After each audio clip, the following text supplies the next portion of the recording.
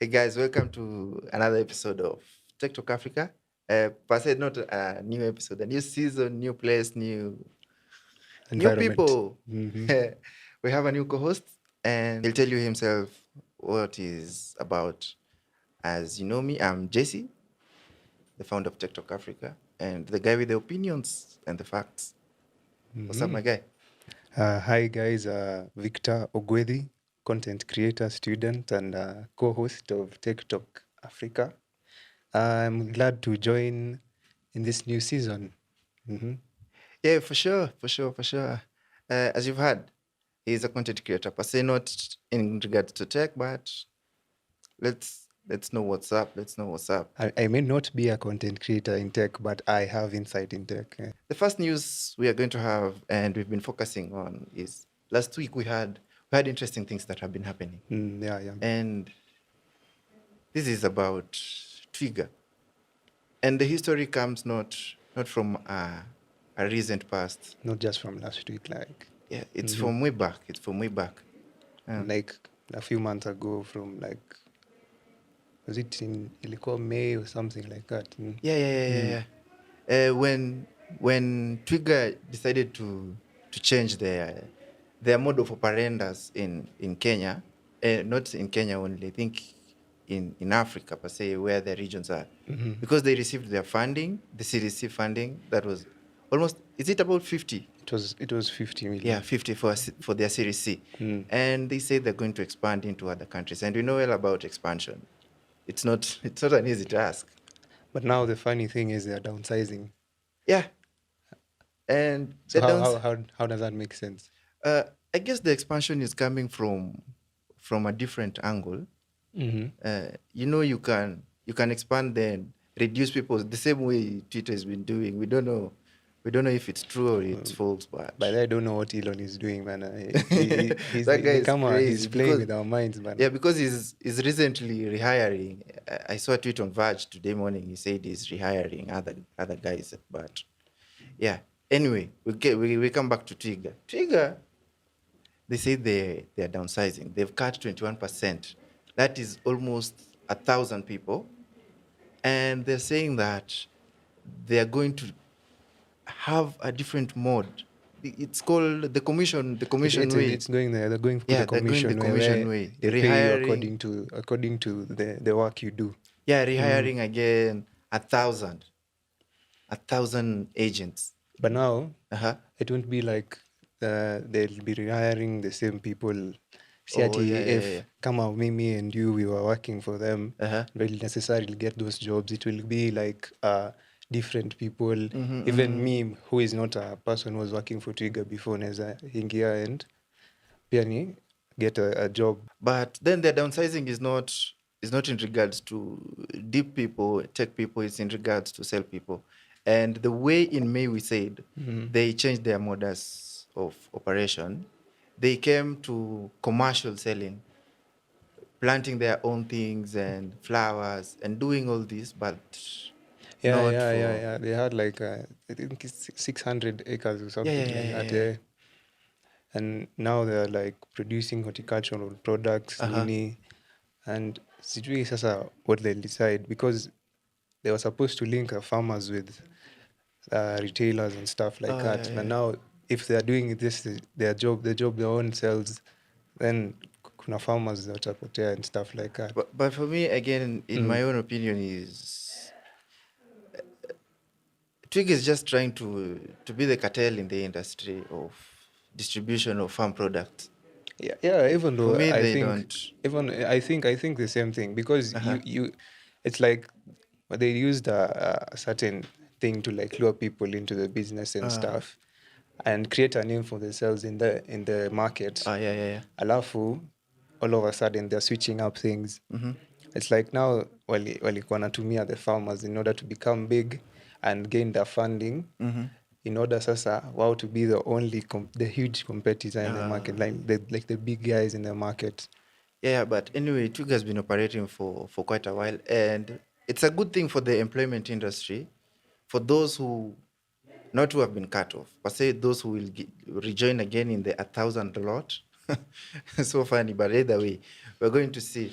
But Now, something funny that has been happening around is Google is clamping loan apps. And the way Kenya is just nipe society, you get I decide from mean, the old president to the old down imagine people. We are just borrowing si- and Google siku, is clamping us. siku hizi man, hata ati nasikia your net worth is your fuliza, unaongeza Yeah. fuliza juu and kama uko na tuseme kama 30, nasikia watu wako na 3500, mi nashindwa Watch okay. at 3,500. A Eh? friend of mine had 70,000. 70 70 Gs. kwani anafanya kazi gani?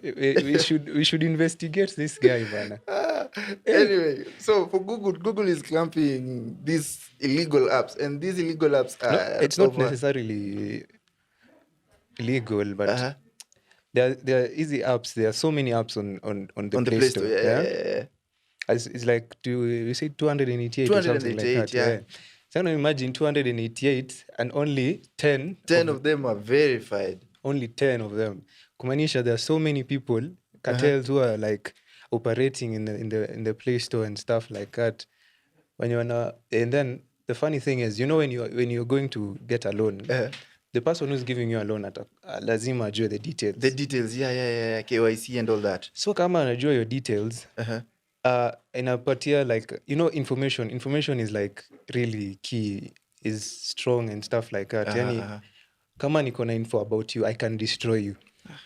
And now the funny thing is these guys who are like operating like cartels and stuff, they send third party people.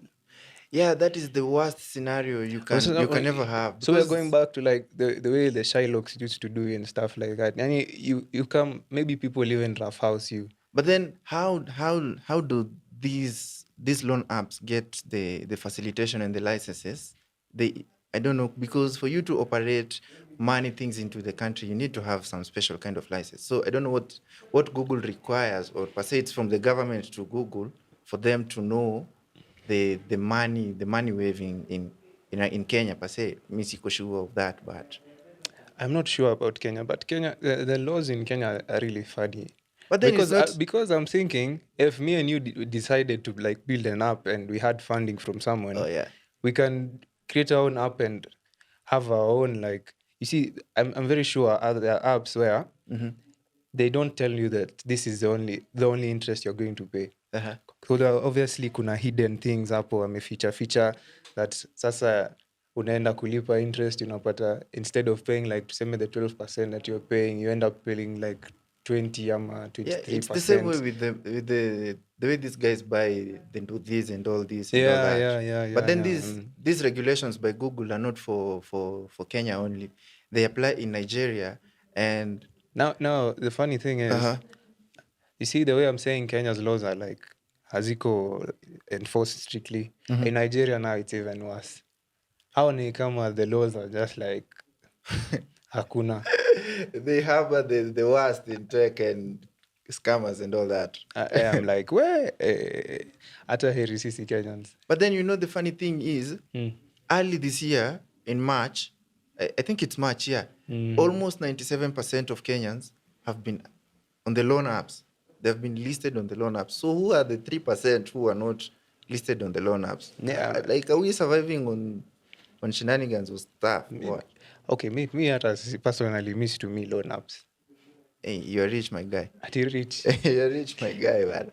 Personally, me by the main advising him to, if you decide kama uko na shida, heri tu you find another way, lakini don't go for the loan. But then what is the other way? Okay, sometimes kuna emergencies, but there are other things. I feel like as Kenyans tumezoea borrowing that ina become a habit, because you can't tell me ati buying liquor is an emergency. But then coming to look at the inclusion, the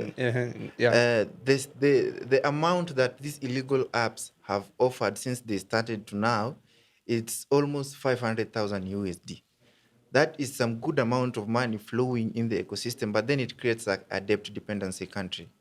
Because it's good money. If you think if I can just take my phone, download an app and apply for, and they can give me even up to $50,000, if up to 50,000 Kenyan shillings. Think about it. It's good money. It's good money. Anyway, you guys, you've gone to the streets. You've known how many people are using these apps, and is it a wise decision for Google to clap them or the middle finger to them? This is this is this is Africa, man. We have our own way of doing our own things, but then tech has to be regulated, finance has to be regulated, and yeah, that's what's up. So also, we went to the streets, and the streets had some few things to say. Yeah, And you guys watch our this video, segments, and then after that, we are going to declamp a few things about whatever these guys discuss have about. said. Yeah, Just a hint, we are talking about food hailing. food hailing apps, and it's not in the urban areas. Let these guys see. Hi guys, so basically what we are doing today is we are taking your tech into the streets, and we want to know how people use your tech and their experience basically using the tech. Come follow me.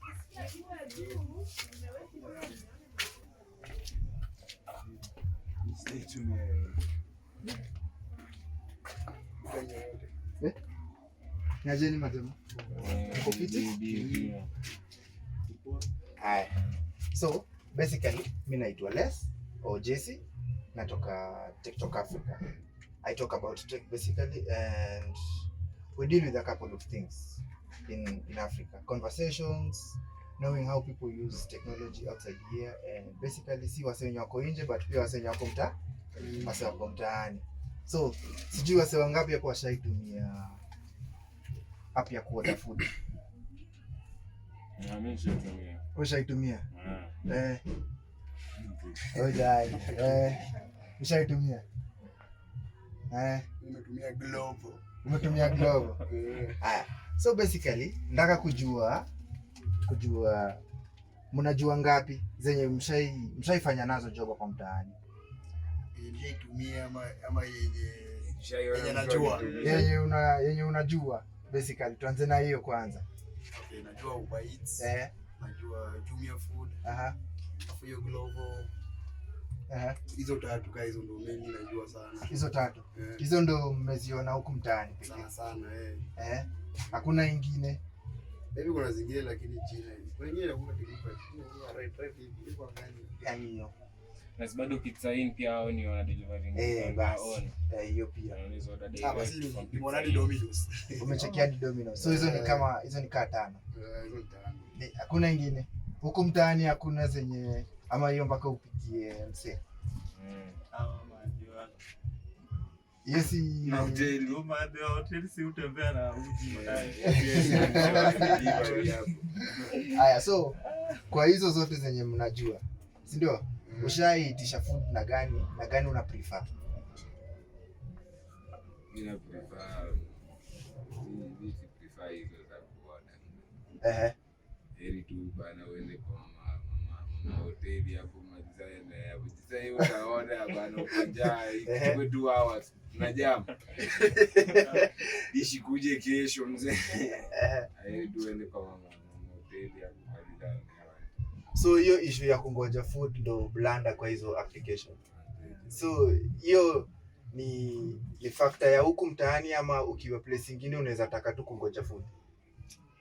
Hadi place nyingine tu nje. Sasa iko ready ya mimi. Sasa hiyo si unaitaka. Sasa hiyo. Unajua tumbo inaitishaga sasa hiyo. So wewe una prefer usitumie application? Una prefer tu uende base? Hata kama uko place nyingine. Application ina depend. Kama ni usiku wa manane hivi. Na kama utaorder tu. So una prefer app zile masaa zenye huwezi toka nje. Na sasa kama huku mtaani, huku base ndani kabisa, msiwa nini atafikaje? Security wise ama consider wafika tu place moja. Sana tunatumia yani hapo Equity Bank kama tunatumia customer care sasa hii. Safaricom customer care hapo iko kwa mapo na kujenga tu hapo. So kama unatoka mtaani lazima tu upande kao kuna bado pia usiku itakuwa ngumu juu pia mtaani kupanda usiku na nyongo kwa njia. So hizo ni vitu zenye haziwezi wako huku mtaani. Mtaani ni ngumu sana kutumia delivery. Hata delivery pia kupigia mtu simu lakini si hizo za bikes hizo. So uko na mse wako custom mwenye labda tena yuko limited na time. usiku itakuwa available. Haya, so na hiyo possibility yenye umeitisha food, umelipia food na tena ukalipa delivery, inakaa fiti kwa brain yako ama ni kitu moja au kwa haifai? Inafaa watu hoteli washughulike. Kama umeitisha kwa tuseme umeitisha pizza, inafaa kujange tu. Kama umeweka delivery uletewe tu na hiyo tu. Kama jipange. So hoteli huko penye umeitisha food ndio inafaa kwa plan. Kwa bei. Kwa hiyo bei kama ya pizza hiyo, kama hizo pizza kwa hesabu ya delivery kwa hesabu pamoja. Haya. So kuna zile zenye mmesema mmetry mara moja ndio maana mnabonga mkisema na hii experience ya kungoja food ni mbaya, kulipia mseni ni kitu noma. Alafu unajua time mzee wa Ndudhi ametupa rada, ameenda sijui ametafutana, amezunguka, ameenda place nyingine yenye huko na mngoja. Sasa manze hiyo kungoja food hiyo ni noma sana. Haya, so hiyo si kitu yenye unaweza taka kutry tena. Saa zingine sinakwambia kunalingana kwenye uko, kama uko hapa mtaani naye kama ni usiku huwezi tumia, but imagine kwa place nyingine a bit safe. Mzee wa pikipiki hata akisikia umemwambia yenyewe kitu inaenda place fulani, atafika na kuletea juu anafanya kazi. So unaweza tumia matimes ukihitaji sana hizo matime kama usiku. Lakini inalingana uko wapi. Lakini kuzitumia lazima tutazitumia. Maana ikifikia birthday yangu lazima nipige oda ya pizza hapo. Yaani nisikie fiti. So special location pekee ndio. Ile siku najua na time ama ile siku salary imeingia ama mangukia kiwera pale hivi kwa kitu kama ingia kidogo na channel nifurahishe tu. Ile sasa kitu kama hizo. Kweli. Haya, so unaona hizi ma products za tech zenye zinatengezwa ziko suit kukua tu huko nje ama pia wanafaa kuconsider wase wa mtaani, places zenye security nini na pia bei ya hizo stuff, ama tu mtaani ibaki mtaani, huko ibaki huko. Wanafaa watu consider manze hiyo juu. Kitu huko na majibu tuko pia tuko na place zenye wanaweza ka hiyo busy yao. Inaweza kuwa iko easy to access. Na sisi pia tunaweza tunafanya kazi hapo kwenye tunaweza fanya delivery. Kwanza hapa mtaani vipi? Kama mtu anajua unatumia saa mtaani. Maybe hata ifai kwa bike, inafai kwa sasa ya kutembea. Wa invent zingine. Sasa ya mtaani. Huko mtaani hakuna address kitu ya kwanza. Hizi nyumba zina address. So ukipata unatumia msee wa mtaani kupiga hiyo kazi, anaweza deliver vizuri, anaweza jua nyumba ule msee anakuanga hapo. Na so wewe unaweza lipa msee wa mtaani hiyo bei yenye imeongezewa juu ama tu iko bado kwa hoteli. Si bado tu ni bei. Sasa ikiwa kwa delivery hivyo tayari unajua itakuja. Huyo mswa delivery atamalizana. Sasa manzio unajua hata itakuwa a bit better juu si kama imagine kama hapa sasa hivi place yenye iko karibu unaweza access hiyo food ni Yankee best. So imagine base ya food imekuwa hapa ya msimata ziwekwe mbili hapa kivi check. Unajua hiyo hata si ile do yenye wanaitisha manze ya delivery si itakuwa kama ile yenye manze food inatoka Yankee manze. Cheki. So inaweza fanyika wakiamua kufanya wakiwa kuna wase wa area. Wanaweza busy yao inaweza endelea kila mahali, si ati wase wa uptown waendelee kula tu hizo vitu wasao kupewa kwa na dola, lakini sasa imagine sana big hesabu hiyo access. So venye mko hivi tukiitisha moja ikuje itakuwa sawa ama mtataka wase wenyu tu wa mtaani? Si for sasa bado ikija kuwa kama msa kuleta ataleta tu, but sasa tutabidi tungoje. So kuna hiyo time tuitishe ama Mbona tumechill time inaweza patikana. Sawa. Thanks man.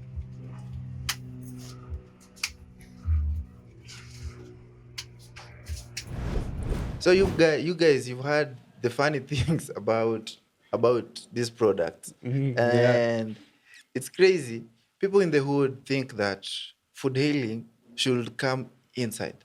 like inside the hoods, uko mtaani, Kibira, vichochoro. As in, wasione ati watu wa Kibira hawana pesa Yeah, ama yeah, watu yeah. wa slums hawana pesa Yeah, because because you've seen this guy alisema he only orders when there's a party.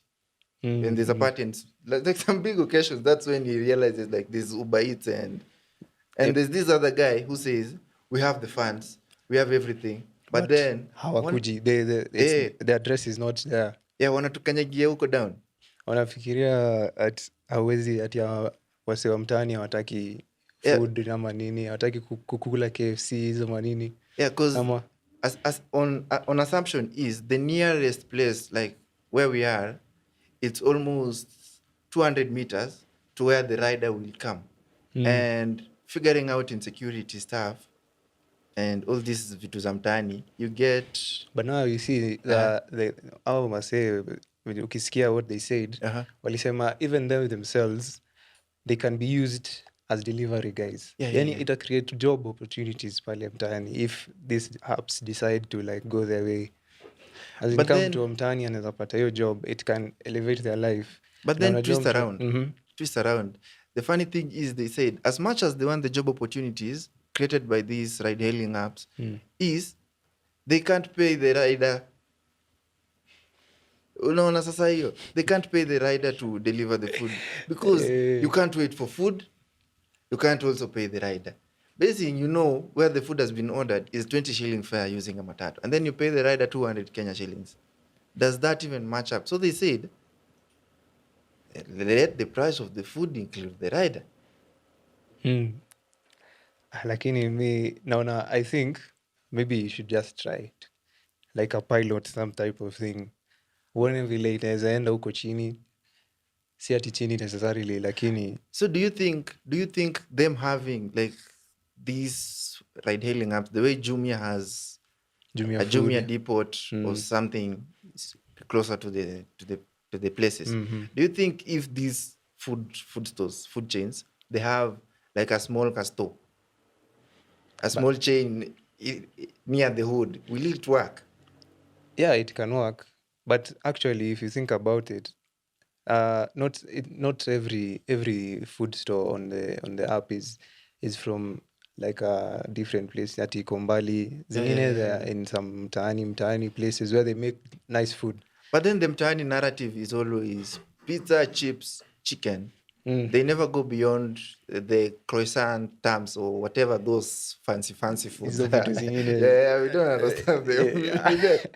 They don't go beyond that. It's chipo, pizza, kuku. Pizza. Yeah, and pizza it's on the higher end. Pizza is like the way delicacy. Extreme. Yeah.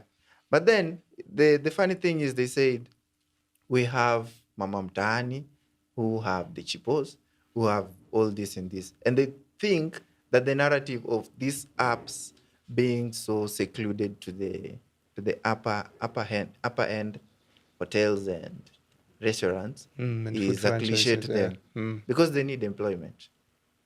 But then they're not willing to pay the rider, so they can cut that off. They can order, but then they go for the food themselves. They don't want the food delivered. So they just don't want to pay other persons that extra okay, amount. Me personally, I see, because first umekula kwa kibanda. Maramo. Food tamu sana. Mbaya sana. Na kuna mtu hapa nje labda has never hajaionja.